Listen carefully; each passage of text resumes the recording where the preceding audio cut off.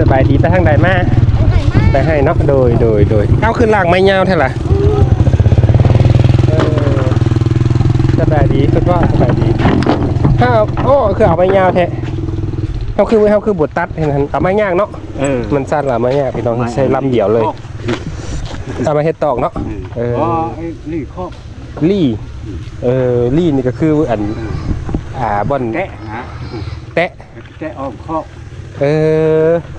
ออมขอกไก่ขอกอะไรนี่เนาะขอกเป็ดขอกไก่เฮ็ดว่าก็คือว่าสารเฮ็ดหัวออมมันเนาะว่ารวมโดยก็พ่อก็อยู่บ้านเท่านี้เนาะบ้านคำกูนานี่พี่น้องเพิ่นมาแต่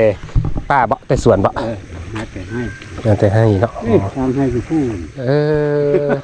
ทางให้ปลูกข้าวปลูกมันให้ปลูกข้าวโดยสบายดีแต่ไม่ยาวๆเลยเดี๋ยวมาเฮ็ดขอกไก่นั่นเองเนาะสบายดีเ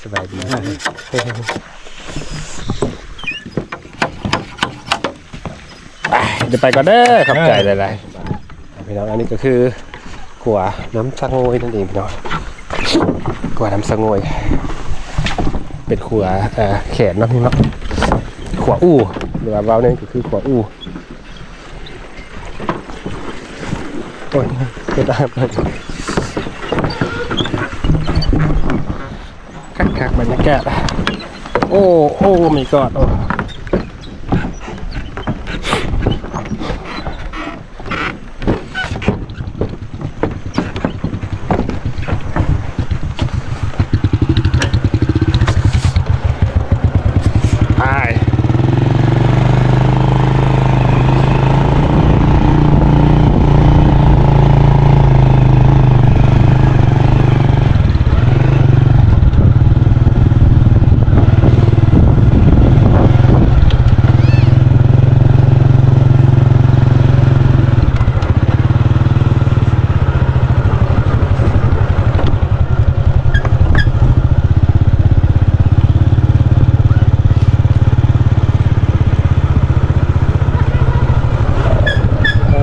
พี่น้อง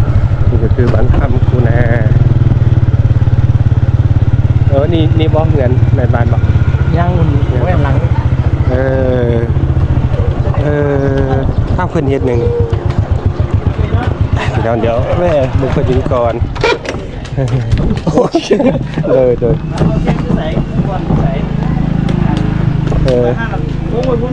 อันนี้มันมาเสื่องเฮือนผู้สาวสิพาประสบมาบ่ทันแม่นยังบ่แม่นดีกว่า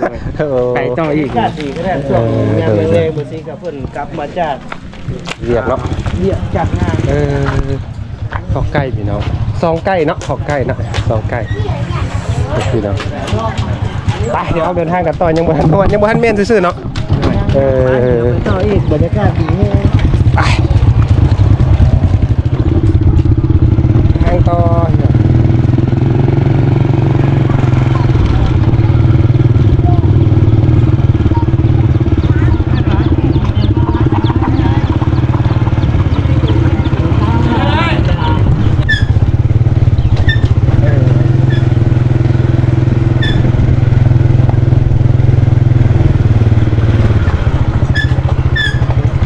ฮอดแล้วบ่อันนี้เฮือนไม่ลามบ่โอ้สบายดีคุณแม่โดยเอ็มนื้อเนี่ยพักติดคอยลูกสาวเพิ่นไปให้แล้วไม่เท่าแล้วเราจอดเลยเนาะบ่ทุกเนาะสบายดีแม่มาสิมามาจีบลูกสาวบ่อยู่ซ้ำพี่น้องลูกสาวบ่อยู่บ่แม่แล้วซาดบ่ซุกขาดเจ้าสิบ่ได้เมียเจ้าอยู่คือเฮือนจงเจ้าเอาบ่เจ้าสิบ่ได้เมียสองสาวอยู่เฮือนดิมีสาวผู้นึงอีกมี2สาวผู้3แล้วเมื่อพออยู่คุณตัดมาแล้วยังสาวนึงเพิ่นไปสวนซ้ำบ่ยังเป็นเฮือนทั้งสองเราอันละ3ซ้ำอยู่เนาะนั่นเรียกไปโกงบ้านผู้เบ้ารักษามาลงเซตสิไปลายบ้อนแล้วแหละอยากมาร่วมสาววันคำกูหน้าว่าซั่นเซตพี่น้องเว้ยไปมาบัวแล้วพาแฟนเขาม่วนก็บ่มัก ยังมาเบิ่งกันเอาคำกูหน้าว่ะพามาเบิ่งรีบบ่ซุกก็ได้ ได้ บรรยากาศดีเลยนะ อากาศดีเนาะช่วงแรกๆเนี่ยป้าคักขนาดไหนพี่น้อง ธรรมชาติงาม อากาศดีเลย ให้กำลังใจเจ้านี่ บ้านเรือนเป็นแบบ อ้าวบ่แม่นผู้นั้นบ่ผู้สาวบ่แม่นบ่ บ้านเรือน ว่ายอกว่ายอกนั่งดินบ่ไอ้แม่นั่งดินบ่เออ ชุ่มเชล เออตายโอ้ยเห็นซื่อๆนะบ่ถ่ายดอกเออ ไอ้บ่ได้ชิป อ้าวโอ้หลายคนเลยเนาะ มานั่งเล่นนะพี่ซื้อนี่เก็บกองละ เป็นนบรรยากาศ กองจัก โอ้ จะถ่ายแม่ได้แม่เปื่อยตู โอ้เด้ๆๆๆไปจับเนาะเด้ๆๆๆ ที่ได้บ่อยเตียงค อยู่ได้ ำอยู่อันอยู่เรื่องนี้นะ ไปจับที่ว่าในบ่สุเคยไปเพิ่นอยู่พุ่นเนาะอยู่เฮือนต่างหากพี่น้องนี่ผู้น้อยนี่ก็เห็นอะไรเนาะเจ๊บ่เจ๊ไอ้สุกบ่เคยเห็นบ่ไอ้สุกลืมเลยเนาะ พ่อแล้วก็ซุก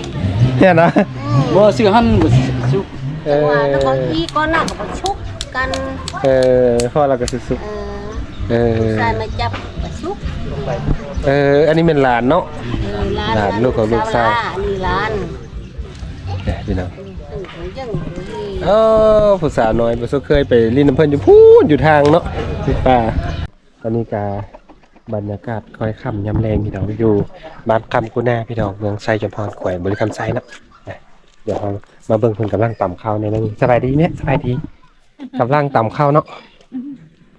ตำข้าวเฮ้ยตุ๊กไก่ โอ้เอ้าบ่แม่นตำข้าวเฮากินบ่ โอ้ตำตุ๊กไก่ เออ เนื้อไก่ เดี๋ยวพี่น้องเอ้าบ่ได้เกลือเลยเพื่ออันใกล้น้อยเด้เนาะ เห็นน้อย ตำมันแซ่บมากซับนี่ละเกลือได้แล้วป่ะแม่พี่น้องขบมองเนาะพี่น้องเพิ่นใส่เหยียบทางนี้เนาะแม่เนาะอันนี้แล้วละบ่โดยแต่เกลือใกล้จะใส่เอ้าอันนี้บ่แม่นเฮียนน่ะวะ แม่ได้ฮู้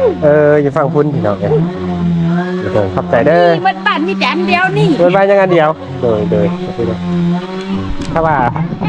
ข้าวแท้เนาะข้าวแท้เพิ่นก็จะ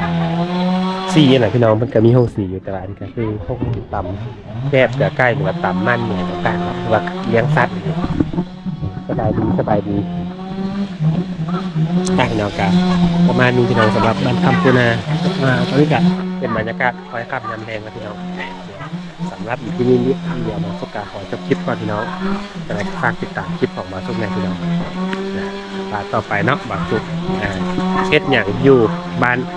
คำปูนานี่พี่น้องหรือว่าบ้านนาเจงเนาะติดกันสำหรับที่นี้ไปก่อนพี่น้องสบายดี